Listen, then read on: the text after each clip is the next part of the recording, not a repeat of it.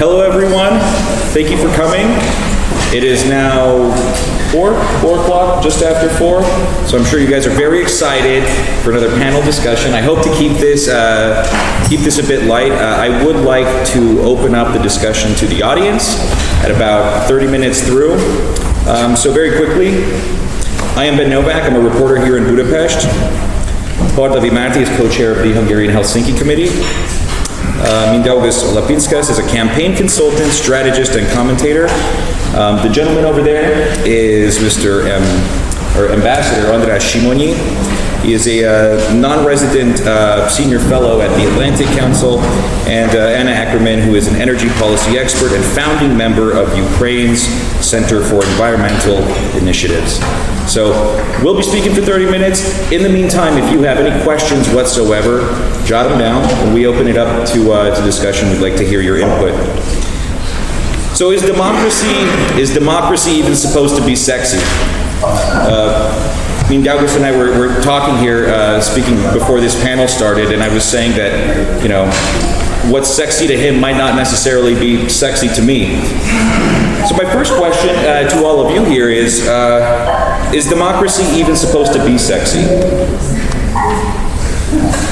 Well, I think, if I may, I think it should. I think it should be sexy. If democracy as a system cannot be sexy, then certain elements of democracy, they definitely have to be sexy. And let's start thinking about some elements of democracy which can improve the attractiveness of democracy as such. The problem, it is like with the movies. Normally, it is the bad guys and bad girls who are sexy. Good guys and girls are seldom attractive or sexy, and that's why we don't care much. We are not getting that involved. The only exception is Zelensky, where he became sexy when he became good guy. Before that, he wasn't. He was baddish, and probably. So. Whenever we talk, and we had these 2 days of discussion, whenever we talk about Orban winning and this winning in Poland and this Lukashenko and all these dictators, whatever, they win, and I looked for some Hungarian advertising from opposition and Fidesz, and I can say that, well, in my view, the advertising even is on a bit incomparable level. Orban's advertising was top-notch.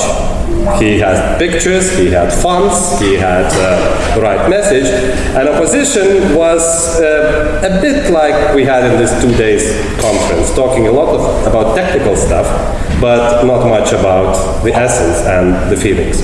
So to open it up, I'd say if you want to win, you have to be attractive, you have to be sexy, you have to be even bad sometimes, and not be afraid being bad, and that's the only way to win. Correct guys never win elections.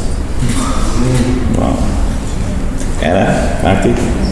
Well, the question was whether democracy is sexy, and I could say it's a sexist question, and we've heard this afternoon and all throughout the day the important role of women in maintaining and calling for democratic standards, and I think that's, at least in this country, it's very unappreciated or underappreciated. And I'm not sure that just because I'm a woman, obviously I can't speak on behalf of all women, but I don't think women would want to frame democracy as sexy or unsexy. But certainly the way you describe it as attractiveness, it has to be a more attractive option. And it's not only a question of who you think is the attractive candidate on that very day, but throughout the process and in between. So the question for me is, how can we have an attractive system rather than an attractive candidate on election day? And for this, I think we have to have a much broader understanding about democracy than just elections. Obviously, that's a crucial feature. It's a flagship feature, but it's not the only feature. And I was very struck by the idea when we are talking about democracy is what who would say it's unattractive. You know, which strongman would say those who are featured on the cover pages of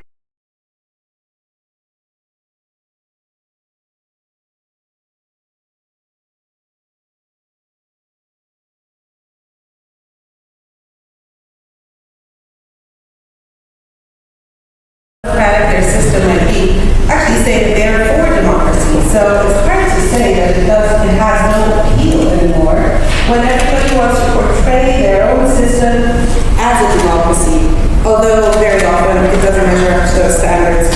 If you look at various studies done among the people in the EU or in certain major democracies, most people will actually say they want democracy and this is the system they want. This is the option they find attractive. Their understanding of democracy might vary. You will have, of course, always categories who are hesitant about democracy, who have a very limited understanding of it, basically a majoritarian system rather than a liberal democracy. But most people will actually say, this is what we want, this is what works better for us. I just want to make sure most voters will think that it favors me at all times, right? At every moment I come out as a winner. We talked about in the morning about who are the losers. Well, no one wants to be a loser ever. And so people will side with the winning side and those who promise them more. And whether these promises are completely irrational, whether your elected officials will actually deliver them, whether there's a system to test whether they're delivering, that's where we have problems. But just to finish off this sentence, I really think most people, at least in the European Union, we have good data about that, will actually say democracy is very sexy, it's very attractive, this is what we want. And I think that's a pretty good starting point for any sort of endeavor that is meant to strengthen democratic standards day by day in ordinary people's minds. And when we talk about how we can make this attractive enough, this is where we should start out from. How can we make it attractive enough every single day?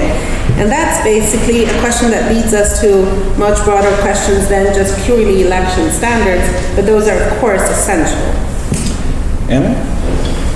Sure. Well, I will start a whole new discussion because we've been discussing elections mostly, but I would love to also share the prism of another type of democracy, which I think is crucial, is energy democracy. So basically, we talk about people's power, right? People's rule, what democracy is, and that should be relevant also to other sectors, such as energy. I've been working for many years now in the environmental sector, and we saw now this big surge, people going out on the streets on hundreds of thousands, demanding climate action. But it's interesting because climate action by itself is also a bit boring. What is climate action? Climate what? What does it mean even? Why? What are we supposed to do? It's such a huge thing, right?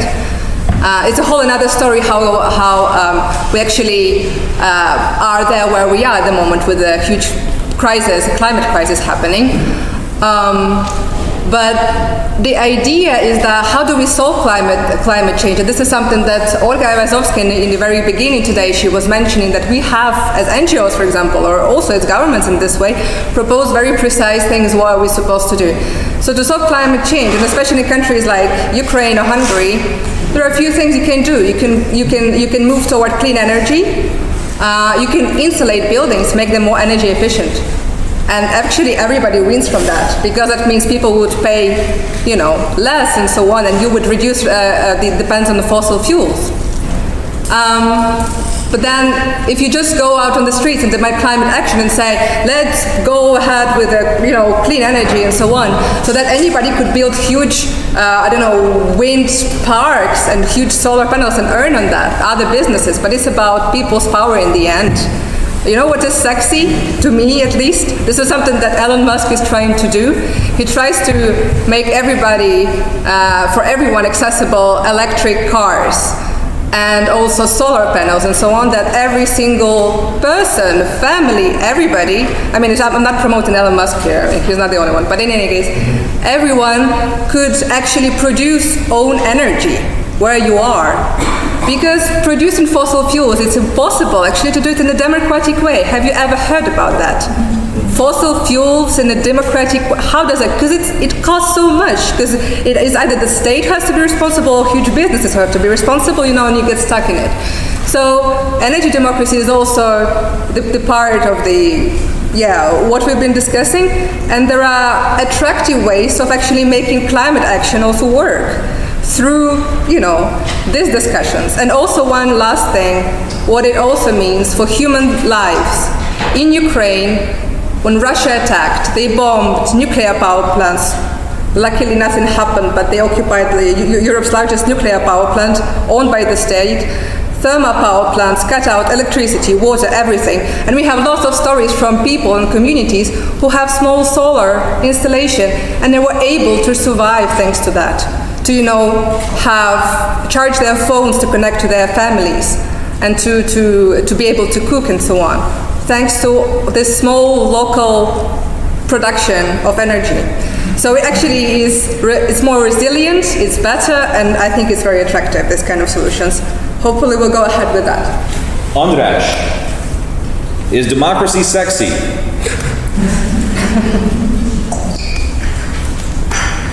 Wow. I've been listening.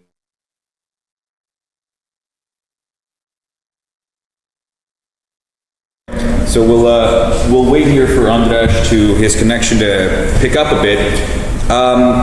Last night, there you go. We're talking about provocative. First of all, yes, democracy is definitely sexy.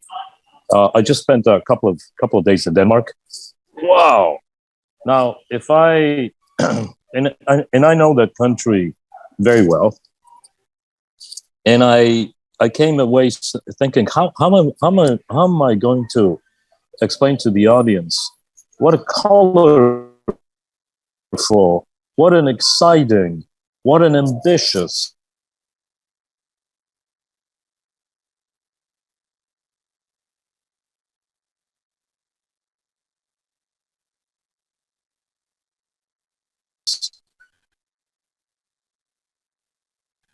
country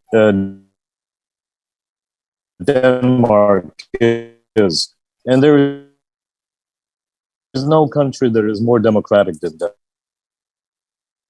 Thank you, András. Danish democracy is sexy. So, Obviously. Let's give this another 10 seconds and then we'll, right. Thank you, András. Democracy is, wait. That's important. We're having connection issues here, András. We're losing you.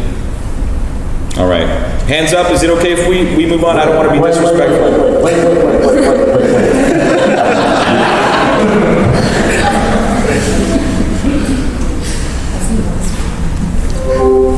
Yeah.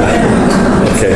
All right. So yesterday I was writing down some thoughts, reflecting on is democracy attractive? Is it? I do hear oftentimes a lot of complaining. I see a lot of inaction, and I just wrote down some thoughts about what I've seen happen in the past few years in quote unquote the West and democracies. Quite a bit of turmoil. Low levels of trust towards public institutions. What critics argue are slow and ineffective policies to combat climate change. Growing income inequality, divisive culture wars, a pandemic, a real war, in Europe, the Amber Heard, Johnny Depp trial, illiberalism, and now a looming recession. And so this is a question to you on the panel, but also a question to all of you out there. How hard is it to stay focused on something like democracy when you've got all this going on? I mean, we are bombarded with information today. Could we have that muted, please?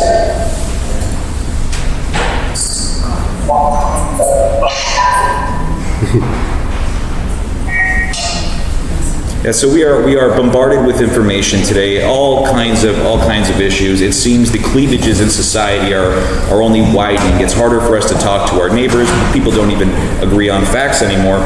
And I wonder, do these modern representative democracies have the capacity to stay focused on the core, on the process, which is democracy?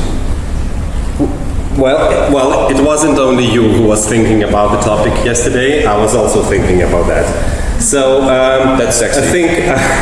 I think the way to look at it after hearing yesterday's discussion and today's discussion, take a town, a city in 1920s in America, or maybe somewhere in Europe too.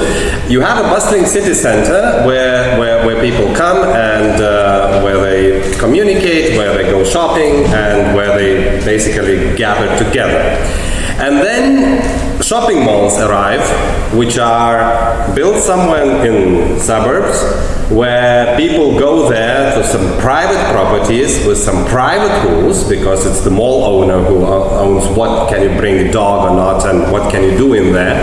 And then the city centers, they disappear. They decay because everyone has moved to the suburbs and to these shopping malls. So similar thing is happening with democracy, I feel. We had certain institutions which had trust and which were delegated to solve issues, not probably to debate too much about Amber Heard and Johnny Depp, but for the other issues, they were kind of appropriate. And then we have another means of communication and interaction. We have social networks with their own rules somewhere outside the city. And then we are starting to see that, well, people are not interested to come to the city center anymore. There are some solutions, and which we heard today, that, okay, let's ban shopping malls. Let's regulate them heavier, so that they know how to build, that they will learn the lesson hard, and then people will come back. But that is probably not a sustainable solution. A more sustainable solution is probably to revive city centers and to think about what can we offer in there for the people to debate and discuss. And so I'm coming back to your question. I think in its present form, in all this technocratic, bureaucratic talk, in all these difficult names of institutions, with all these difficult campaign procedures, with all these boring NGOs, democracy doesn't have a chance to be a platform for discussion. Facebook, Twitter, Discord, TikTok, these are the platforms to discuss, and maybe the more democracy starts to embrace these rules from there, the better and the healthier it will become, and so people will return from suburbs to the city center. How hard do you find it in your work, Anna and Márta, to go from this very hyper-professional, almost abstract knowledge of something that the vast majority of people don't really interact with on a day-to-day basis, and to bring this to them, make it understandable, explain to them what you do, and perhaps help them understand why that work is important to them? You mean the abstraction of feeling that your views are relevant and interesting and that you matter as a citizen? I think it's not very difficult to understand. Every community, even people in this room, right? If there was a major crisis happening outside the door of this room, how would we decide what to do? Would we appoint you just because you're the moderator of this panel? I hope so. Maybe we would, because we might know you and you would have a great plan and you'd be persuasive, but certainly I think I know him, he's a good guy, but, I could campaign for you, but you would have to persuade everybody else to follow. Even if you would feel the authority to say that we're all going to go out and tackle that monster, people might not actually follow you, because we would think that that's a foolish approach. So there would be a process, and that's built on discussion, persuasion, charisma, all sorts of attractive features that bring people in. We live this from literally day one. In a better working family, we would have processes like this, so that kids don't grow up without their interests and their views being taken account of. So I don't think it's very abstract. It gets abstract when it becomes it becomes macro, right? Mm-hmm. When we talk about stuff about, like, what do we do? Do we want, as a Hungarian, should we go for the oil sanctions? And then will you have a debate? Will you have experts to explain to you in a way that you can understand? Most of the time you will not. It's because there is no space for it. So in Hungary, I think it's hard to be fully embracing a democratic process when you don't have the experience at the macro level. Or young people probably are losing out because they don't have the public education system that would allow them to experience this. There is no civic education that would allow them to discuss these kinds of issues. You might hear about many other types of issues, but certainly the ones that will really determine our life today and their life in 50 years, how can you ensure that these solar panels that Anna described will be actually not produced in a way that then kills half of the environment? I mean, these complex issues, can we have a decent discussion about that in a classroom or in a community or in this virtual space? I don't think we have the processes here, but I'm not pessimistic about the opportunities in general. And I think we need to translate these ideas about why is it important to have a good, well-working, fair, clear, transparent process to these everyday questions. When we talk about, just to reflect on the previous panel, election observation methods and groups and their findings, they leave, and many voters think, so what happened?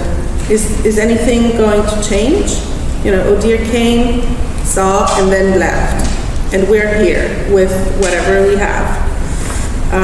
So who's going to be conveying these messages, right? These discussions? Who's going to be continuing to engage with citizens? And I think this is one part of democracy that in many democracy-oriented discussions we're not addressing. Whose role is it to make sure that there is a space to discuss these issues? And it's not one person, it's not one organization, but it's civil society in all its forms. And if you have a highly functioning civil society built on the desire and the interest of people to engage, I need to see the benefit of spending time on it, right? Because there's so many other stuff to do. But if I see the benefit of this, to engage, then you'll have a naturally, organically evolving democratic process. There's many things that, of course, influence this, but the general desire, the sort of DNA, will be built. Why don't we have that? Because many times there are so many competing interests. But I'm quite convinced that if we have a healthy civil society that is able to engage in these discussions, then we're far better off with the whole democracy discussion. But just a small remark, just to illustrate the point. I don't think you need a civic society to discuss about wind power. If a rap star damages a wind tower and it breaks down and posts this on TikTok, there would be thousands of people commenting and having a position on wind power. So for that, you don't need a filter of, when you present the case, you don't need a filter of experts or of civic society, because people, they have opinions about everything. And the problem is that in the system, we often don't hear these opinions. because we want them to be very institutionalized and we want to be very structured and being that in order. And Instagrams and Facebooks and TikToks and Twitters, they don't have it. That's why everyone can hear it, and that's why they voice their concerns there. If I may also build on, talk about wind turbine, what I've been thinking these days, and it relates also to my work, we've been working a lot on energy efficiency because of buildings. It doesn't sound attractive, energy efficiency, honestly. We just realized it just doesn't, no one cares about energy efficiency. People care about other things like saving money and so on. But in fact, energy efficiency is something that unites so many things together. Like the climate crisis, now there is energy crisis, you need to save the environment, you need to save money, energy security, because you need to, import less gas. It all unites actually into one thing, energy efficiency. How do we do that? What is it? So you have to massively insulate buildings everywhere. In Hungary, after years, I see it's still the case, like it's not yet done. We were just discussing about it. And then you just imagine, a building, multi-story building with 100 people living in this building. And there is a state program in place, so the money actually is there. How do you make even these people agree on anything? On anything. It literally takes years to have any building fully insulated from inside, outside, new windows, new everything. Actually, in the final result, everybody would be amazed about it and super happy. Maybe there would be solar panels on the roof. Maybe everybody would be glad. It may take up to 7 years to do this. Why? Because you need, in Ukraine, for example, 3/4 of the votes of all the residents who say, yes, we want this decision to be taken. They need to gather, they need to discuss, they need to, go through all these complicated processes. Why I'm saying this? It's super complex, all of these things. In the end, it's a process which has to take place. People have to agree. They have to, dig deep into the problems. Just like when you vote for something. I live now in Switzerland. I see how they vote, and I'm amazed. They vote every 3 months on everything. They get a booklet which explains why you should vote yes or why you should vote no, and they dig into it. To understand the issue on anything, or starting from why you should buy the military jets for the country or not, to some other things. Build a new metro station near your house, doesn't matter. So anyway, we have to go through this. We have to have people more educated, knowledgeable about issues so that they could agree in the end. And one last thing that when I thought of Ukraine, how do you even, this process is so complex, even if there are state programs in place, we worked for years on these great ideas, energy efficiency fund for Ukraine with the EU, it's there, but people don't go because people don't talk to each other.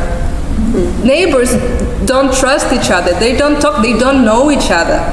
How do you solve that?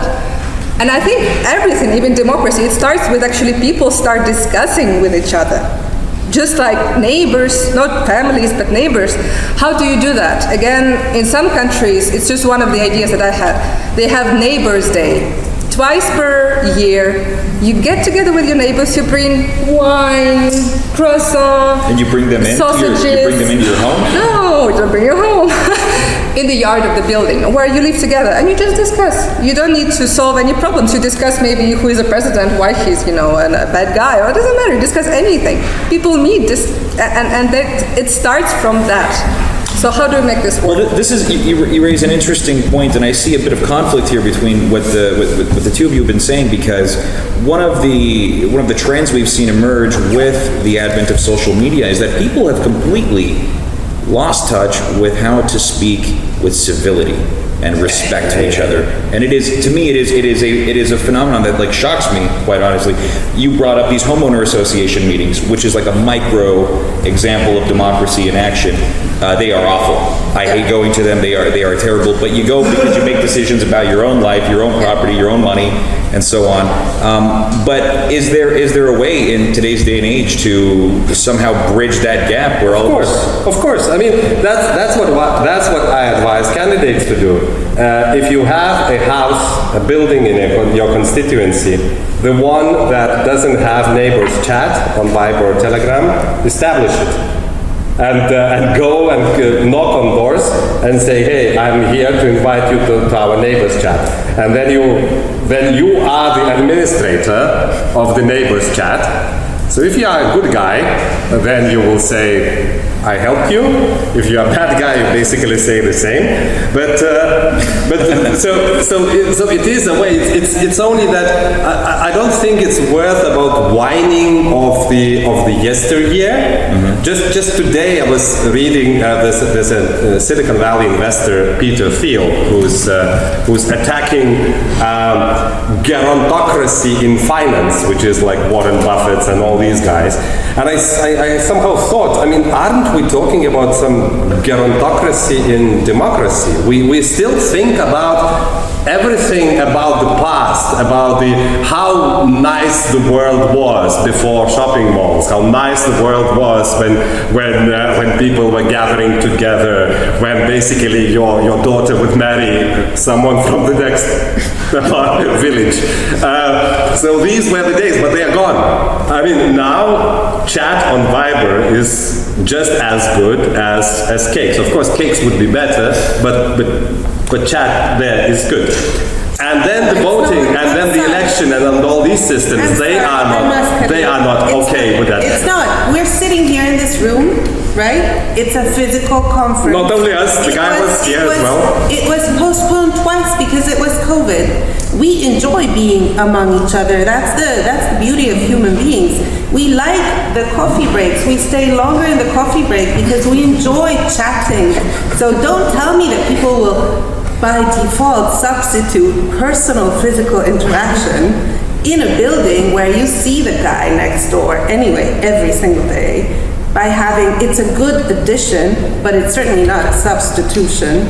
And I think the COVID era might, of course, bring so many changes to our life, work-wise, personal-wise, the way we use digital technology, how our kids learned when they were, 6 to already use all the digital tools much better than their grandparents will ever will, but we still reverted to this, and there is a reason for this, and I really think that technology can help, but it cannot substitute real human interaction when it means building trust.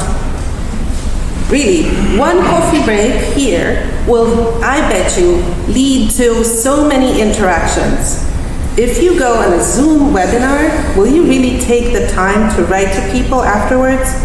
And will you propose some sort of joint project? From here, there's a myriad of opportunities that will come maybe tomorrow or a year from now, because you had that one, personal interaction. This is the way to build trust. The deficiency of trust is really very, very important. I don't think online tools can substitute it. Maybe for kids, for like those who grow up, but then they really don't know how to deal with conflict, interpersonal conflict. So if you have children around you in a school setting, there's a reason why teachers don't want mobile devices in the school while your kids will have to leave their loved iPads outside, or when they go in a camp, they can only have access to it, because we want to encourage people to understand each other, to deal with conflict in a face-to-face way. It really can escalate and also, deviate the general pathways of human interaction. I'm supposed to... I'm really, really very sorry about cutting in, but I had to make this point. Well, I thank you for bringing that up. I'm supposed to moderate, but I'm going to push back on what you said as well. There is a lot of good that comes out of technology, and there's a lot of ways to use it to make very profound improvements to policy, to kind of a barrage a certain issue with information, to data, work it up, kind of put your finger on the pulse of society.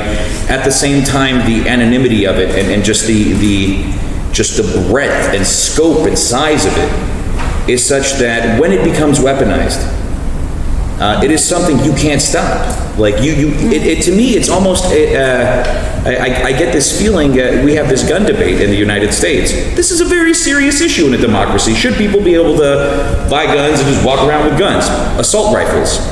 And in a weird way, I see data. I see the information, kind of the information space this way too, is that, a lot of people are very irresponsible. They don't know how to use it. There are bad actors as well. We all know fake news. We know disinformation campaigns. We know how easily they can be spread on digital channels. Maybe in terms of like pure opportunistic political gains, it's quite successful, but is it really good for a democratic society to be communicating with each other that way? Well, thank you for challenging me, and I think I would answer it that way. The fact that, we have a problem with guns in the US or any other problems in any other countries. Then we have political bodies who have to make a decision in that respect and solve this issue or provide some decision, and who have the powers, who have the legitimacy to decide. And then we have social networks, and then Ben thinks, social networks are to blame and they have to be regulated. I didn't say they have to be regulated. Okay, sorry, but that we are criticizing social networks. Sure. I think we should criticize the political decision-making, which is partly influenced by social media, by fake news, by bots, by whatever, but it is their responsibility. And this debate that we are having now just shows how the political bodies, that they are paralyzed and they cannot, when they want to have a consent of the people of the olden days, they cannot agree and they cannot make a decision. So this whole thing, a problem of gun violence or legalization of drugs or whatever, gay marriages in some countries, any other, they go out to outside politics because current setup of politics is not capable to accommodate that. And what I'm arguing for, that if the current setup of politics is modified in a more user-friendly way, be that with technology, be that more with sexier candidates and prime ministers and ministers, with whatever, then the debate, like in the olden days, people will come to a forum, to Congress, to Parliament, and to discuss that through political matters rather than whining outside of it. I want to open up the floor. Does anybody have questions? Any questions? We got a few. I'm going to put up one last question to our distinguished panel members here. So if this room was full of teenagers on their TikToks and their doodads and whatever they're doing on their applications, as experts, as people involved in public affairs, what are some insider tips you could give them about trends that you're seeing unfold that could fundamentally undermine the legitimacy of the democratic process in the 21st century? What would you tell them to look out for? How would you tell them to, what suggestions might you give these young people about how to approach these issues? Give me one. Everybody give me one. I would say it's again back to school. Beware of bullies and know how to stand up to them. How to deal with bullies in a community is a big challenge in any community, and we have bullies everywhere. In a small, group of 20 kids for 5, you'll have bullying. And in a country, or you know who these bullies are. So how do we as individuals and as communities deal with bullies? How can we recognize it? What's the role of leaders? What's the responsibility of those who are in the teacher's position to deal with this? How can we do it so that we don't really turn them into outcasts? Can we bring them back? So what are the ways to engage? I think that's something it's a tough nut to crack, but it's something that is essential. And it's something that I think a lot of people can identify with. Yeah, but this is really what I'm saying. Democracy, it's not, yes, you're talking about how to, win elections. That's a very important part. What are the winning techniques to make yourself as a candidate attractive? But that's not where it starts. It starts really, here in this room and when we leave, and so that we behave towards each other that is constructive. Okay, well, if I had an audience full of teenagers, I would say three things probably. One is that you should be able to vote from 16. And it's a shame that in Europe it's only in Austria you can vote from 16. I would even go for 15. just for the sake of it. It doesn't differ too much. Then second, never vote for a politician who cannot put an ad on TikTok, because this just shows that a person cannot articulate what he or she stands for. And that's what I ask my candidates to. If you can put it on TikTok and say a message, this means you have to say something. If not, so then all this abstract thing, we are not interested. And finally, if you decide to run, never trust a political consultant without tattoos. So that's my last message.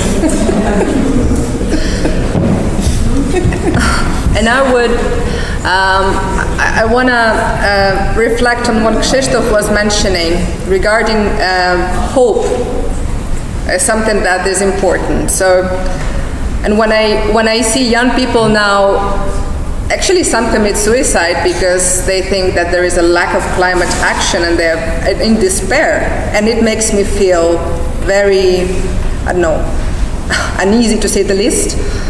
So hope is so important because the world is really worth living in, because we live in beautiful countries. This country is unique, with wonderful people around most of the time.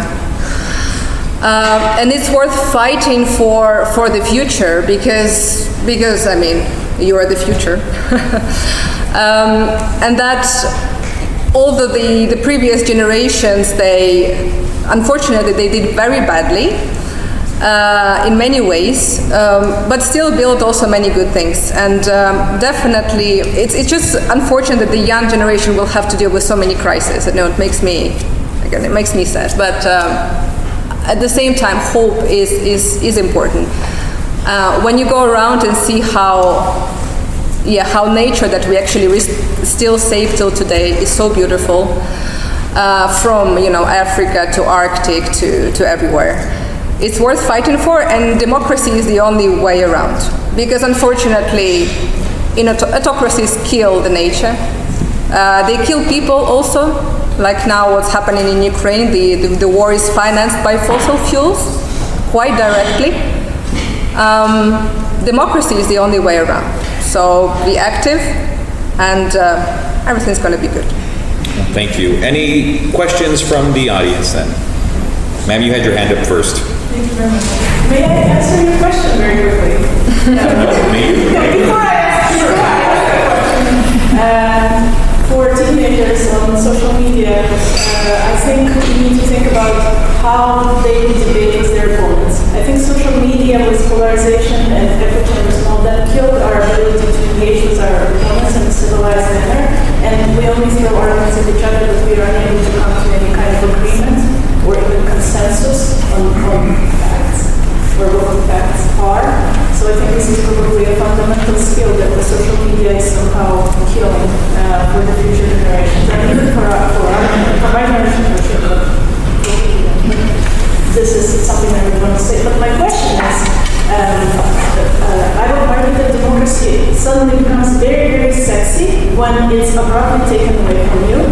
And I think the Belarus panel has proven this very, very well. I would argue Belarus has never really lived a full democracy, but all of a sudden people thought it was sexy when they realized they cannot vote in an election. And they can achieve the change that they want through a democratic process, and they suddenly really wanted to have a democracy. The same as Ukraine. People are dying for the right to live in a democracy. It's beyond sexy. People are willing to sacrifice their lives to be a democracy. So I think in that case, if we need to think about how to make democracy sexy, it's quite apparent that people want democracy in those situations. The challenge is, how do we make democracy sexy if it's taken away from us? It's like chipped away from us bit by bit. And I think some other panels and the people from countries in those panels, I think, have made a case for how democracies are being chipped away at in their countries right now. So my question to you is, how do we work with slow processes, when democracy is like taking away from you little by little, how do you make it sexy in those moments? The question was, how do you make democracy sexy when it's slowly being chipped away at? Correct? We need to answer now? We can take more questions. Yeah. Yes, sir. Okay. So then we can select which questions to answer. Yeah, but maybe my question will also like align with the first question. So you mentioned that a lot about communication. I really agree with you that democracy is about communication. And it doesn't really matter if it's online or offline. It really matters the format of communication, right? Because if we guys are here to have drinks or coffee, I don't think that we will have a lot of connections and activities after. But we guys are here for a certain reason, for a certain idea. The format of this conference is allowing us to listen to each other and then having like connection via the coffee, etc. So, and communication is a game, still a game, right? And what happens usually in social media right now, polarization, everything is like a game of competition, right? Or this person will win, or this person will win. So arguments going after each other, and there is no point, just like this separation of people. But there is another type of the games when there is something at the stake. So it's like collaborative games when people have to find some sort of agreement, right, in order to win that something. So my question is, what is the business model of democracy? What democracy has to offer to all of us that we can win all together and share it, distribute it across the society? What do you think? That's a great question. And may I add one more? What are the market distortions when you just don't call it a democracy anymore? So it's a degree, right? Okay. Any final questions? Yes, sir. First of all, I totally agree with what András says. I mean, when you boost the freedom of democracy, start making change or making sense of it. So definitely it can be sexy for me. I'm coming from Bulgaria, it's not sexy, it's even boring for me.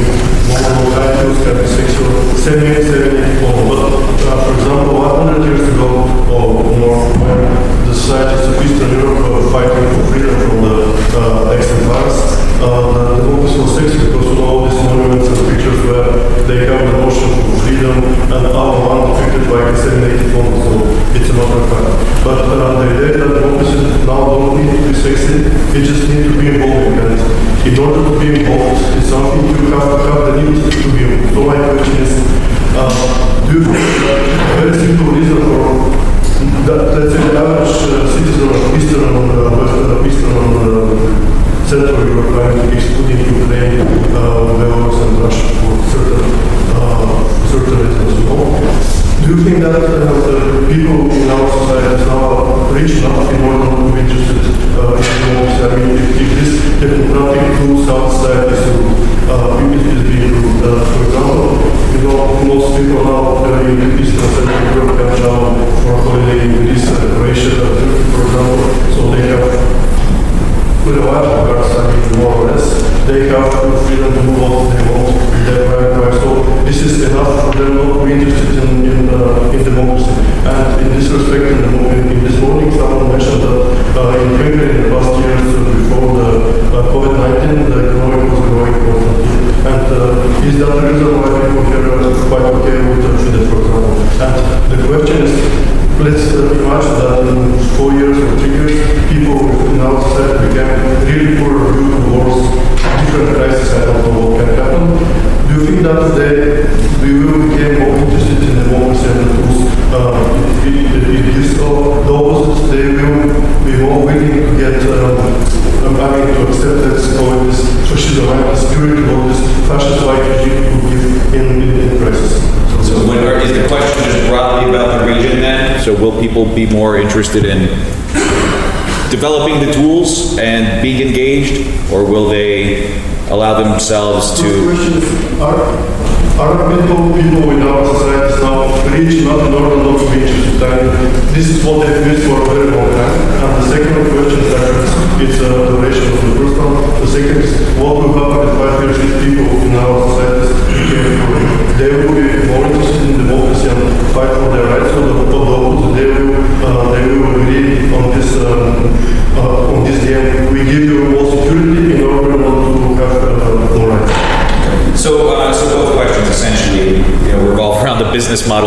democracy, right? Whether, just to kind of sum it up. So what do you all think? Is there a business model for it? Are there distortions? And if your material well-being is somewhat secure, or at least feels secure in a system that is experiencing, what the technocrats might call a, qualitative decline in democratic this or that, are you willing to go along with it if you've got money in the bank account and you can send your kids to a school? Okay, I have I will answer your question, and I think it covers the other ones. First of all, again, if you think about democracy, elections, change of ruling parties, institutions, just a broad set as a business. So first of all, I think it is hard to chip democracy away if people form a habit of democracy. So ideally, we should try to think any habits that we can build in, and that's why I believe starting voting from 16 is important, because that's easier to start forming a habit. But any other habit, participating in party primaries, going for a rally on 4th of July or whatever the day is, doing whatever, so then you start forming a habit, and once you start forming a habit, it is difficult to unform a habit. So that's one thing. The other thing is, I think ideally there would be a stake in democracy, so even maybe a state can give you a stake that you put in democracy. It is a little bit like in Lithuania, when we fill in our tax returns, we can distribute which political party we want to support for a small piece. And then there's big campaign for the political parties to kind of asking that people donate, because it doesn't cost people anything. But then somehow you get involved. And then every time you fill in the declaration, you see which party you support. I personally went even further, and I suggested, for the sake of democracy, you should allow people once a year to revoke your support that you've given last year. So that would make politicians more accountable. But that is the way, again, to having a stake. And if all of a sudden parties are banned, or elections are banned, or the expenses are banned, you feel that, hey, there's something I had invested in and I lost. So that is another thing. The third thing is that we have to accentuate, and it is very important for both elections and any functioning of democracy. Democracy is not about outcomes, and this is a big confusion. We think about democracy as a decision-making process. I think it's wrong. I think authoritarian regimes are better in decision-making, short-term. Look at whatever, China, Singapore, whatever, and look at whatever EU's or NATO's response to war in Ukraine, how they democratically try to persuade Orban or whoever for sanctions. Autocratic regimes, they don't have this problem. So if we say that democracy is better in bringing outcomes, probably you are wrong. And if you expect that probably if democracy is chipped away, your outcomes will actually improve. Because an authoritarian leader will say, well, this parliament debates for half a year for some law changes, and I can do it in kind of signing up, and that will work. Or mayor, you elect a mayor of a city, and mayor says, well, I don't need this council because you call me and I go and repair that road, without asking anyone. Or like this Salvadorian President Bukele says, well, Bitcoin has gone down, I will just invest our nation's capital to Bitcoin. So authoritarians, they are better in decision-making than democracies. However, the other elements, and for the other elements, just the feeling of participation, the feeling of achieving something, the feeling of my candidate wins, a feeling of I care for that person, so I will give that person charity vote, a feeling of affiliation with someone, These feelings, they are expressed only in elections or in political activities. And this is what candidates don't say during elections, but this is what actually drives their votes. So if we stress these emotional aspects of participating in political life, then it is harder to take away. And then finally, it is hard to chip away democracy when you have strong institutions. Now, problem with strong institutions is that it's easier to talk about US or whatever country with hundreds of years of institutions, but what do we do in countries like Lithuania or Ukraine with institutions? Well, we sometimes, then, democracy is not chipped away if the government changes often. Because you never chip away democracy to leave for the other guy to finish the chipping. You start chipping yourself because you prepare to govern forever. So probably more change of government, probably even more fragmentation of parties. We should encourage leaders, when they are dissatisfied with their leader, go out and form the other party. So the more change in government is there, the harder probably is to chip democracy away. I'm not talking about country descending into chaos when a strong man will come and say, I will fix everything. But the more change there is, the water, the river, when it flows, then it's more lively and more transparent, rather than something which is stable and forever, how good the guys are, no matter. Márta, you had a thought on this? Yeah, I love this point about making democracy a habit. And I think this is really a great takeaway. I can't say I love your second point that much. Particularly, highlighting the pragmatic aspects of authoritarianism in this room after today's discussions about Belarus, Ukraine, and also here as a Hungarian, I can't agree.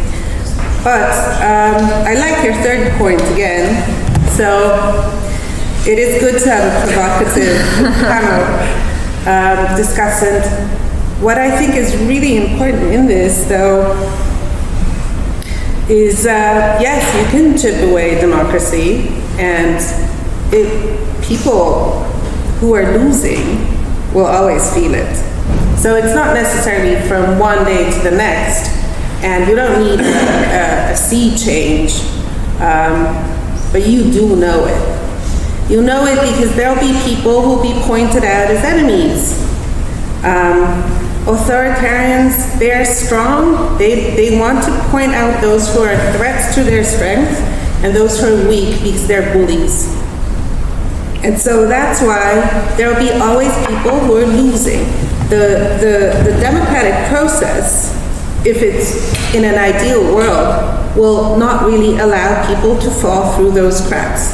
And so we didn't hear András Simonyi that much, but he did say that Denmark is the best democracy there is. And I don't know if there's anybody from Denmark here, but I think what he meant is probably about this process and about whether they let people slip through the cracks unnoticed, unhelped, whether there's this general feeling of, those who are undeserving. When it comes to Singapore and China and the economic success, of course in Hungary we hear about that a lot. Novak did talk about that in his illiberal speech, if you remember. Stars of international analysis, right? Right? I'm sure you remember this when he put himself on the map, right? When he said that it's an illiberal democracy. And you don't need the liberal part, the individual rights, the constraints, because you can have, and he also said a democracy because it's a sexy term, and he said we can go the way that Singapore has gone, and we can go the way that China has gone, which is I think a little silly, but let's just take Singapore. So Singapore, there's tons of money in Singapore. Why is it? Because partners, financial partners, trust the Singaporean institutions. What do we have here in this illiberal democracy? Our partners can no longer trust us. And this is very clear. In the past two weeks, Hungary has really botched the last amount of trust it had from its EU partners. So, in an authoritarian system that depends on strong international partnerships because your country is weak, you really need to build trust. If you erode that trust, you won't be sexy anymore because you won't be able to deliver the financial gains to your voters, even if it's just a select few. So I think it is not, a good business model to be a bully that people don't trust anymore. It's not good doing business with you. That's what they're going to tell us. I just want to make it very, very, very clear. I was not praising authoritarians. I was saying that their decision, and that's what I want to say to the whole Europe, because as I understand this, it's broadcasted all over the continent. So I'm not praising the dictators. I'm just saying that their decision making is simply. And now think about dictators or these authoritarians as bitcoins. You can invest. Whoa. It will. Oh boy. It will go up, and for some time you would feel, wow, amazing. I'm rich. We are rich. We are moving ahead. And then the risk is so big that it will just bloom and it will just flop. And the risk exposure is so big. If I'm Putin and I want to buy a European leader, and I have these names on my wall, and I'm looking which ones to buy, and then I'm thinking, okay, I can buy Boris Johnson, but then, well, A, it's expensive, and B, well, the other guys will come. Then I can buy whatever Macron, and then his parliament is probably hung, so I don't know how will he deliver for what I pay. But if I want to buy a leader who controls the government, who controls the parliament, who controls everything, so that person is extremely exposed, and this is the risk. And this is why it can collapse. And democracy and change of power, it can ensure that long-term security. Authoritarian leaders, you can buy them out, you can blackmail, and that's why they are the threat for security. Unless, of course, society itself, the political culture, is what changes. I mean, that can on its own produce people voting for, certain leaders who have anti-democratic tendencies, or who, vow openly to break down the democratic institutions of their countries. It's a pretty complex topic. We went from the sexism of sexy to Bitcoin and Boris Johnson. So thank you all for joining us today.